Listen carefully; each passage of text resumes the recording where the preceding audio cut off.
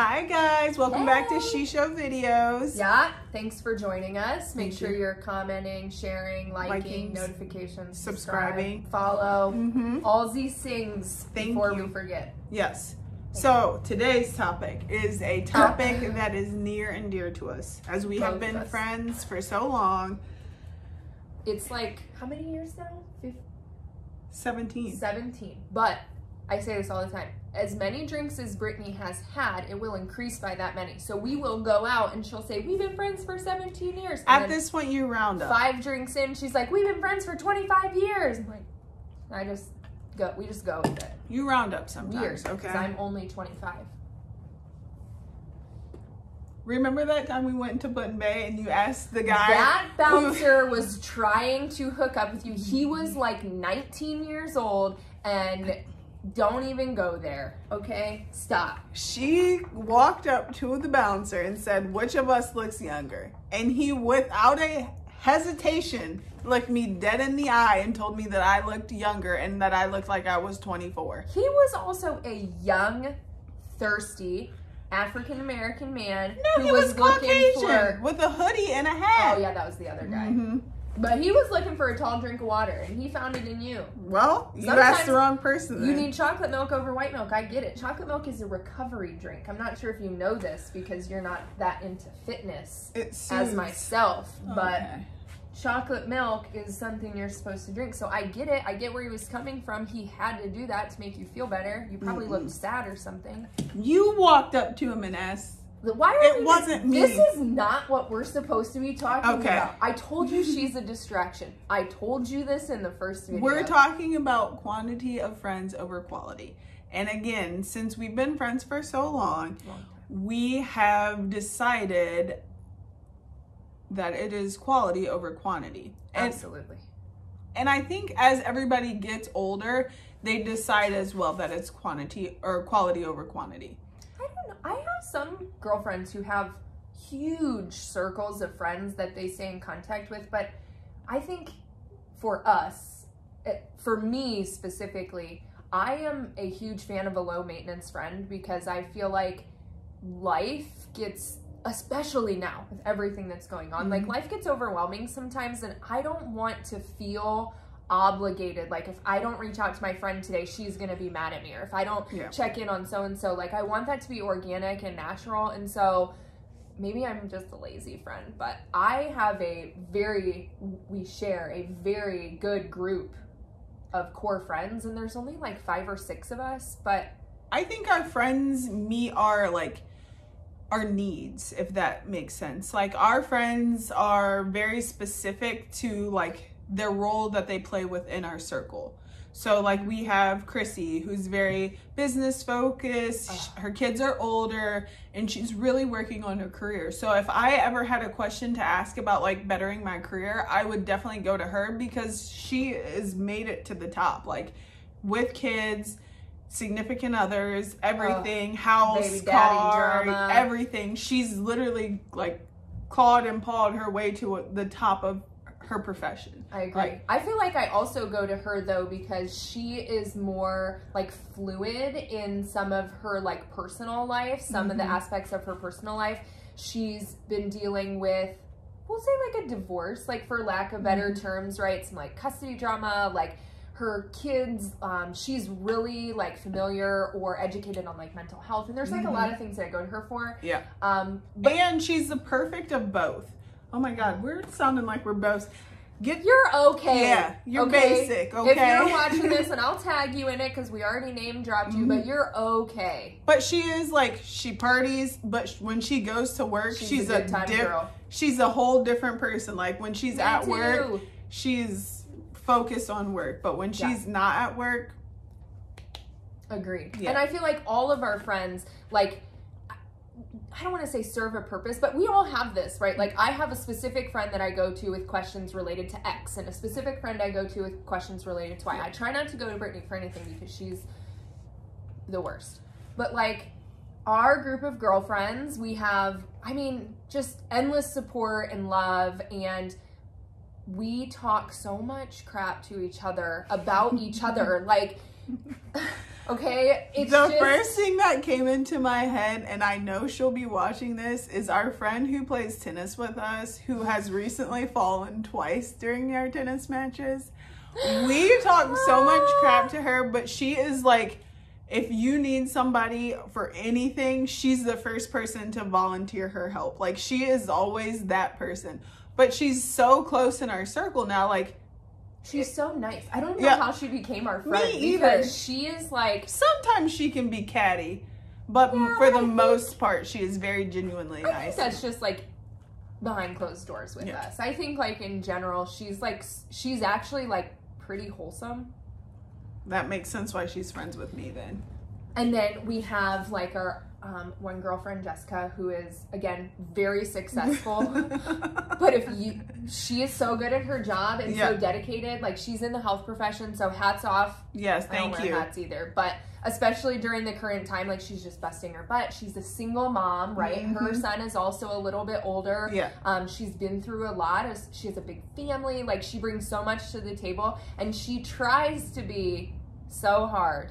She's soft. She is flaccid. Okay, she's squishy. Soft.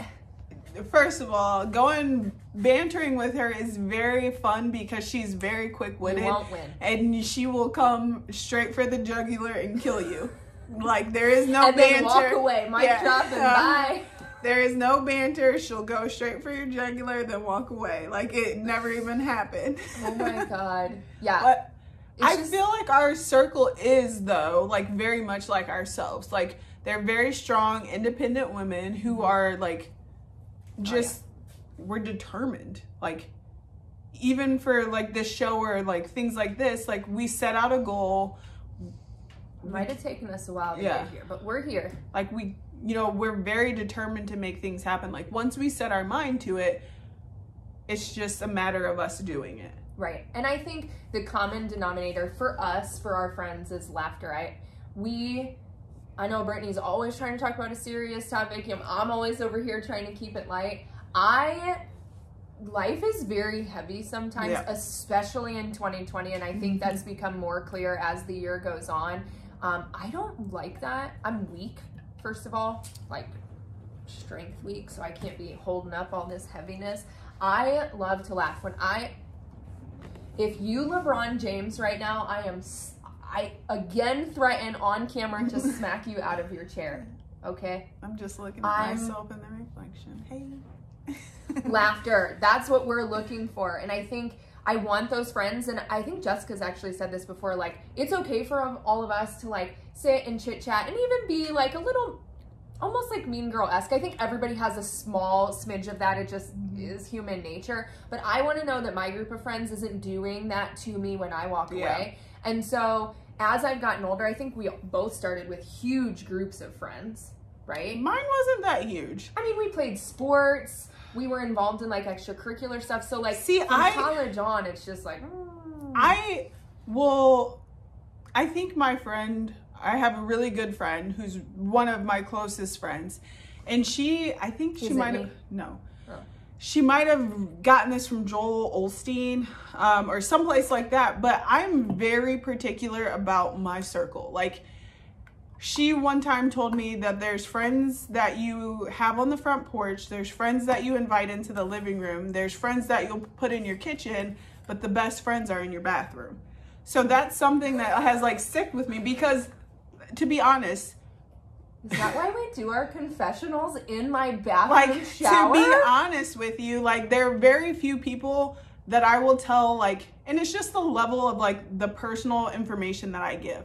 Like, our very close circle, I will give you guys my personal information because I know you have better things to do in your life than gossip about me.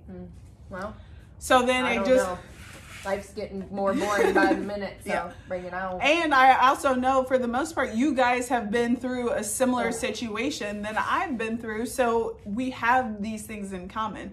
It's a safe place. Yeah, it is. Like, I'm safe with going to the bathroom with you, for lack of better terminology. Are you, though? not safe with you. Okay. I love to go to the bathroom with you. I know. But you're always saying no. Yeah, I am for a reason. But I agree. I think once you find those friends that you're comfortable with, like, then all of that drama, like, you will never see, like, me or anyone in my circle, for that matter, posting, like, to so-and-so on Facebook. And yeah, I can't believe you would do this. Like, none of that stuff happens. Or, Please. Like, my baby daddy is such a deadbeat. Like, oh my God, if you're gonna be talking some ish about me, let's just talk about it right now, because it's probably true. I don't know.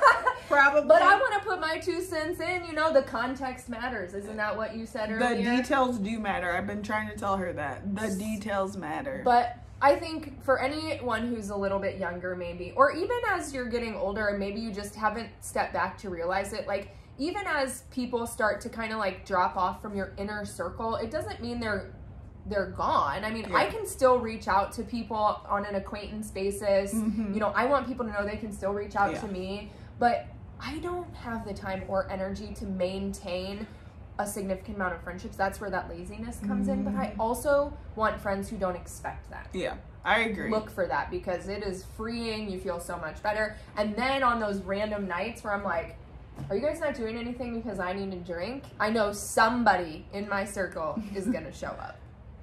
God. Probably you. I know. You only live 7 minutes away. I know. Door to door is 7 minutes. I made a mistake. I should have went a little bit longer. Should you have? You lived with me for like 10 years. 7 minutes is like a lifetime away compared to that. Is it? I miss you. You should miss me. I'm very missable. You do miss me all the time. Sometimes I miss you.